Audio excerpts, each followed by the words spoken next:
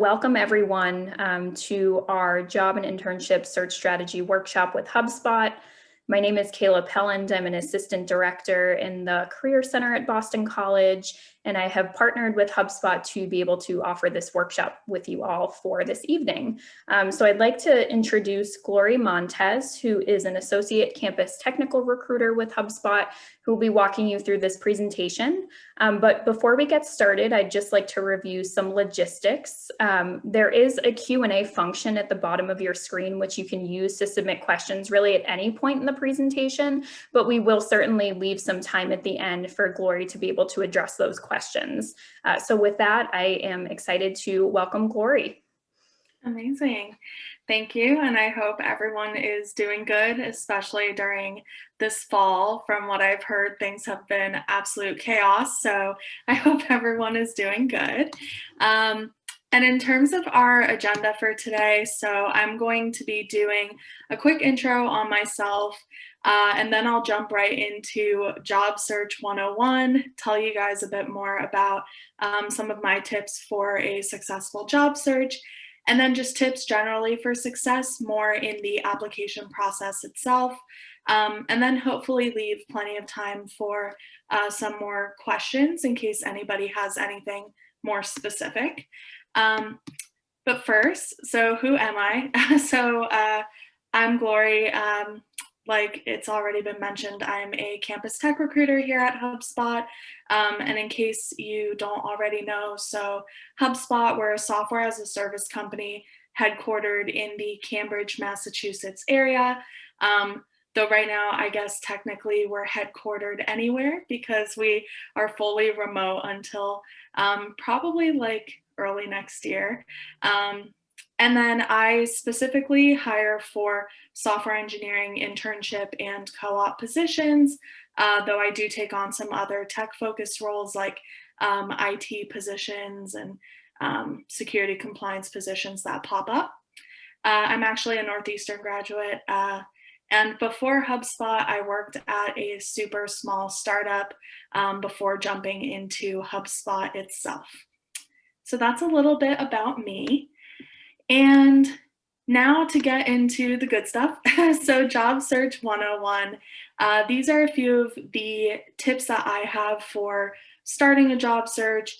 If you're just getting into searching for maybe your first job ever, an internship or a full-time position, some of the suggestions that I have here. So before you even start searching, it's really important that you have a solid understanding of what are you looking for. So I guess I could call this like the pre-search research phase. This is a great place to really figure out like what do you want, what is important to you, things like that. So in this stage, you should be thinking about job title. So job title is a major search term when you're searching for jobs. People will often do it by job title. So this is a great time to use Google and try and get an idea of like what specific jobs you're looking for. Also get an idea of like the job responsibilities, like what are you specifically looking for? So for example, I know I mentioned that I hire a lot for like software engineering roles. So sometimes people will say to me like, oh, I'm looking for a full stack position, or I actually specifically want a front end position or a DevOps position. So that's all important because that can reflect in the title itself.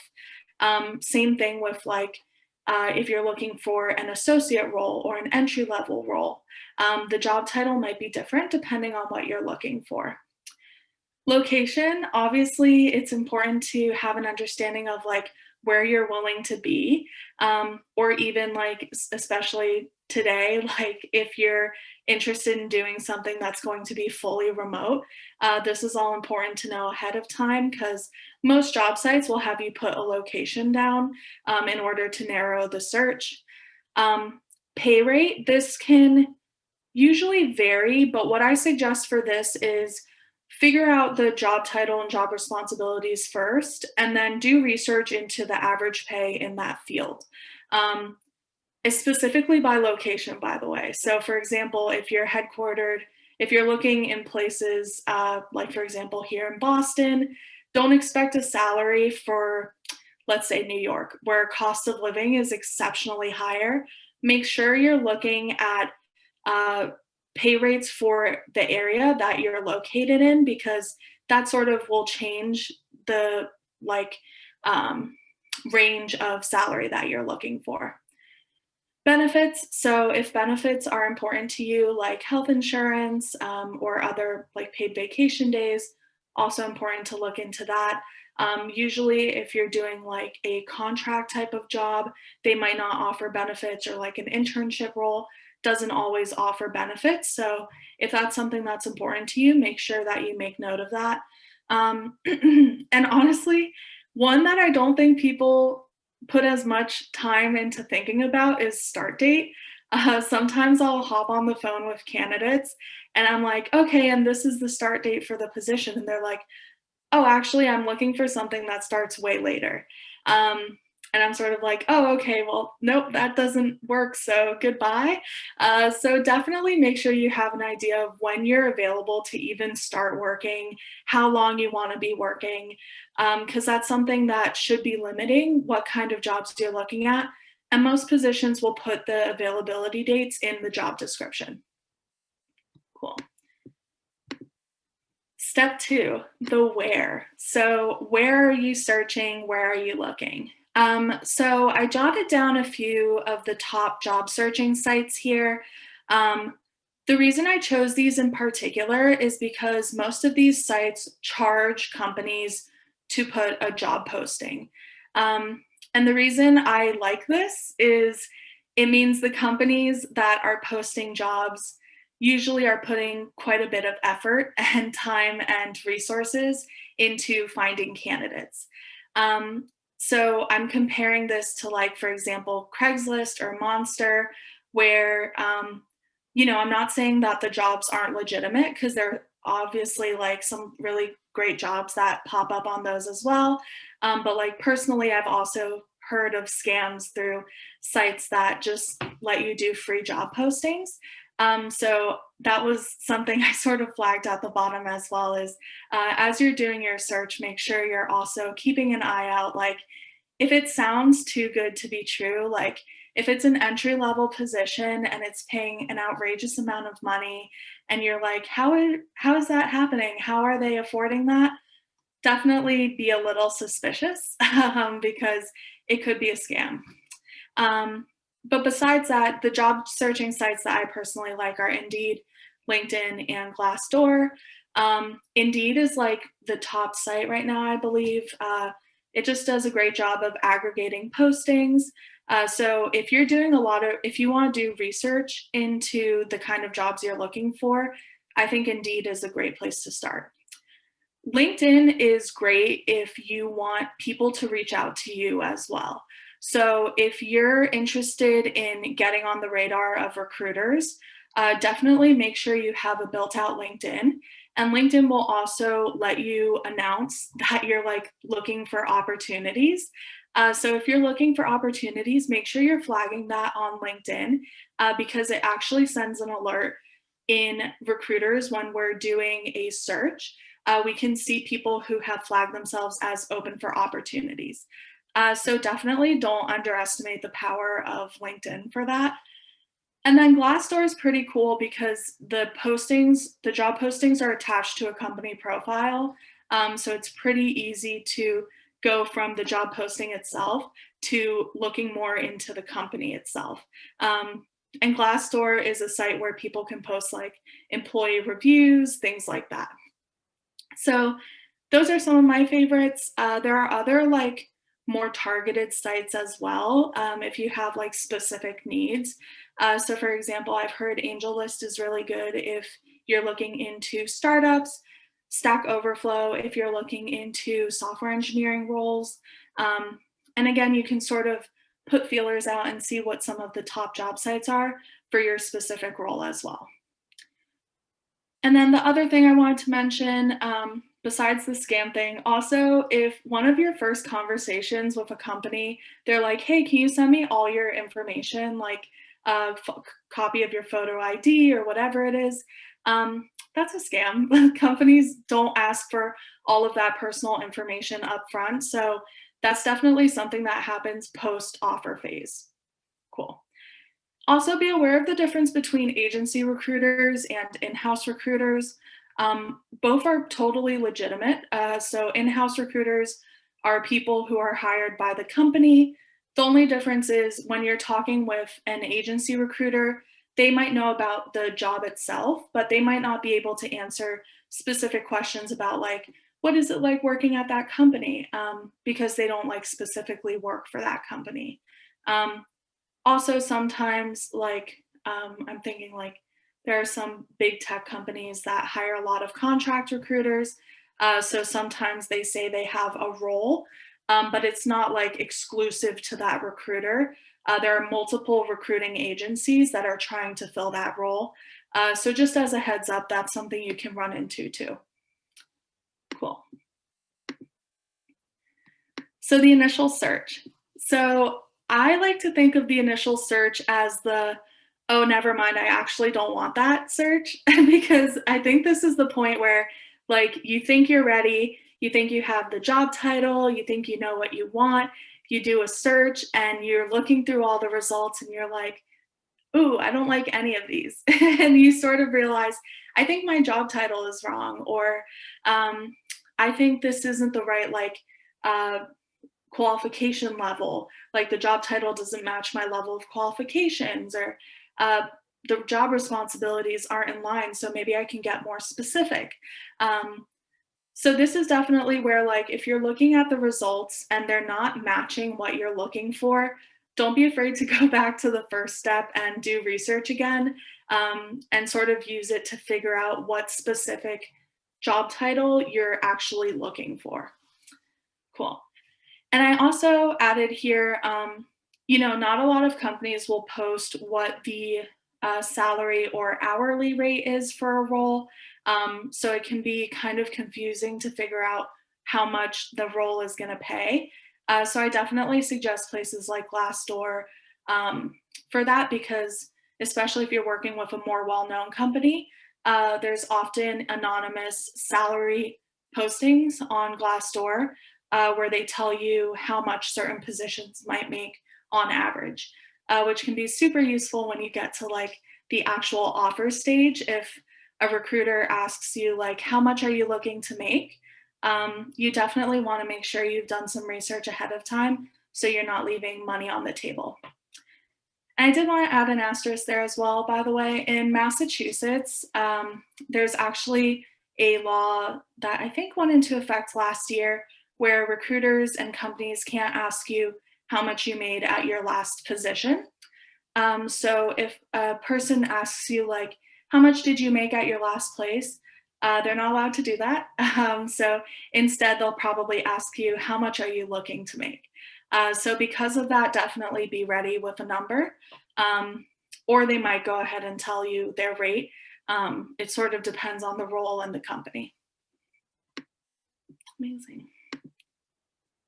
Okay, and then this is the best part, apply. So this is where you actually get to apply to the role.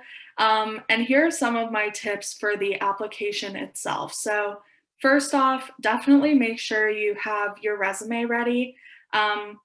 So one thing I do suggest, because I do see this sometimes, I don't think people always think about what their resume like is saved as.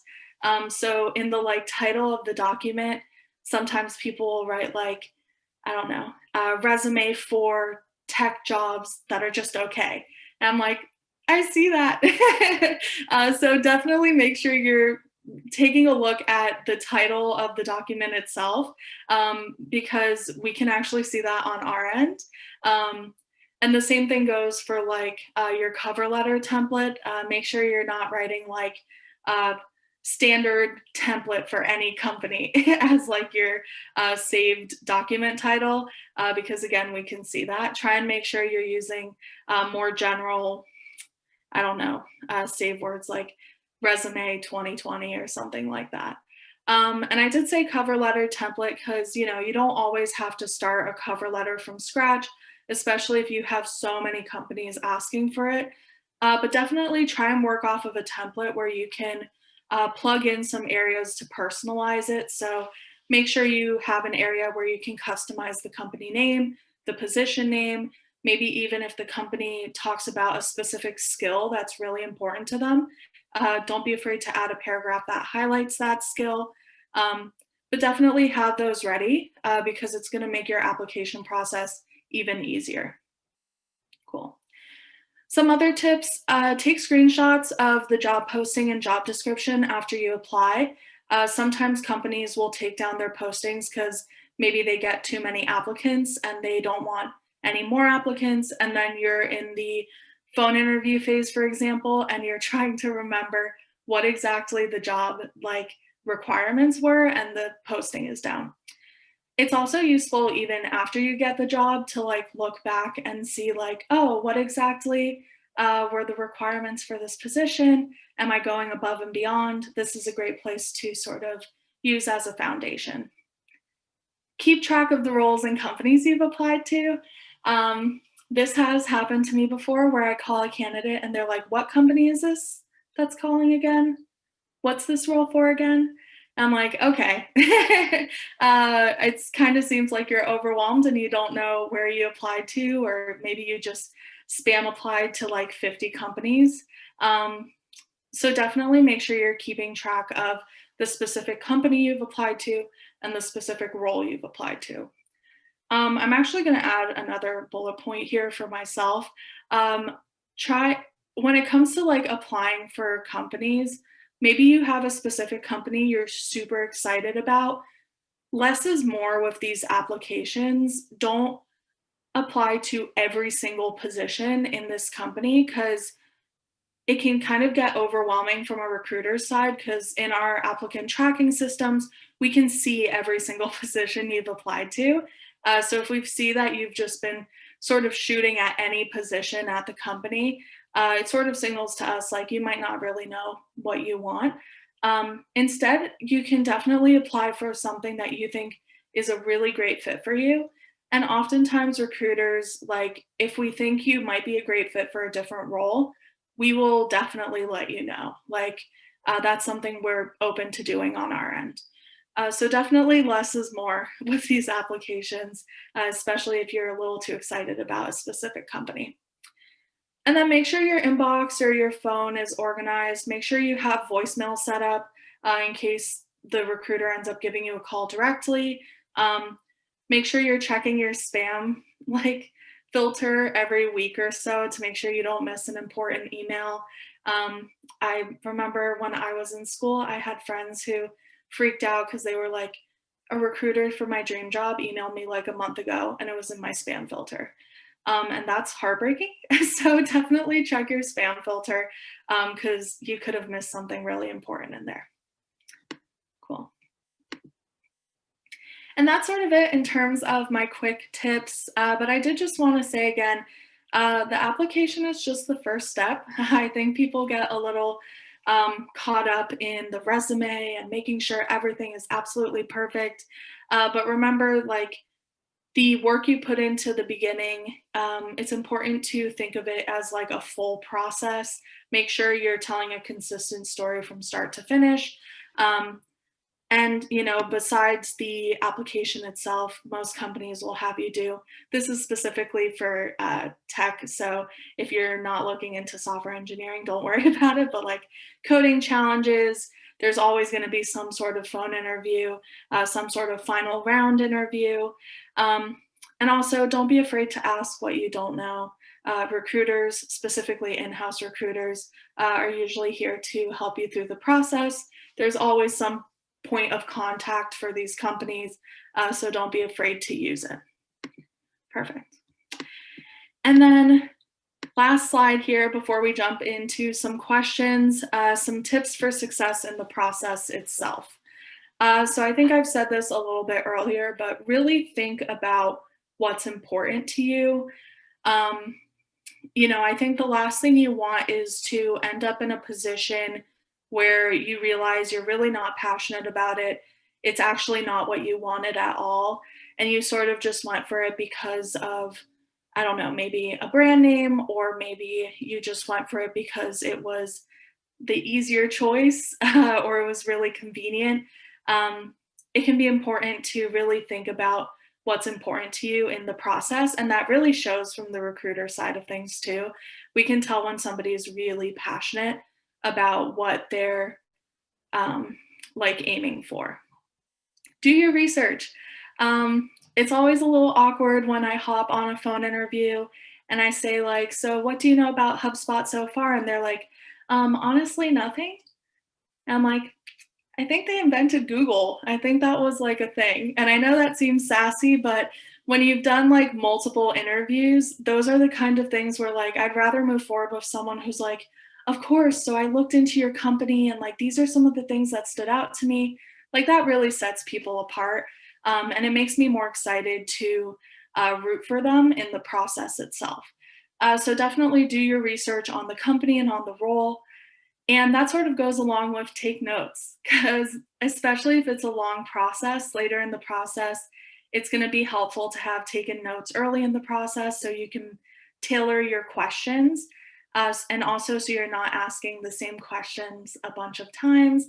And that way you can really, again, just keep track. Because I'm sure if you're balancing multiple roles, multiple companies, it's going to get a little confusing. So it's always useful to have a way and a system to organize everything. Prepare questions ahead of time. Really think, again, this goes along with like what is important to you. Make sure you're asking the questions that are important to you. So, for example, if company culture is really important to you, make sure you have a question in there about culture. If challenges and like challenging role and the job itself is important to you, make sure you have a question asking about challenging projects. Really be thoughtful about the questions that you're asking. And don't be afraid to be honest. So if you're in a phone interview with a company and as you're talking, you're just like, oh my gosh, this is not the role for me. I really am not interested. Don't be afraid at the end. Like oftentimes recruiters will be like, so are you interested in moving forward? You can just be honest and be like, hey, I actually thought about it and I don't think this lines up with my goals at this point in time, but definitely would love to keep in touch in case like the timing or our goals end up lining later in the process. And that goes along with my other thing, keep the door open. And also, I'm going to say, I know it can be really stressful to have difficult conversations. So, difficult conversations like maybe you've been rejected, especially if it's a company you were passionate about, or maybe you're rejecting that company.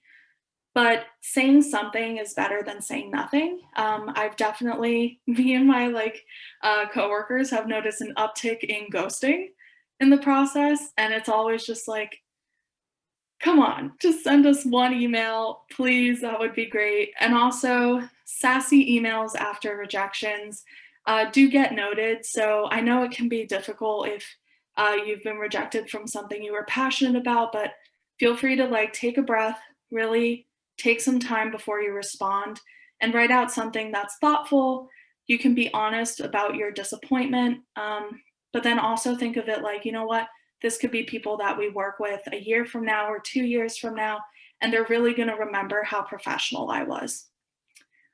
So, those are my quick tips. I think we're at like 26 minutes here, so hopefully that leaves us enough time for questions.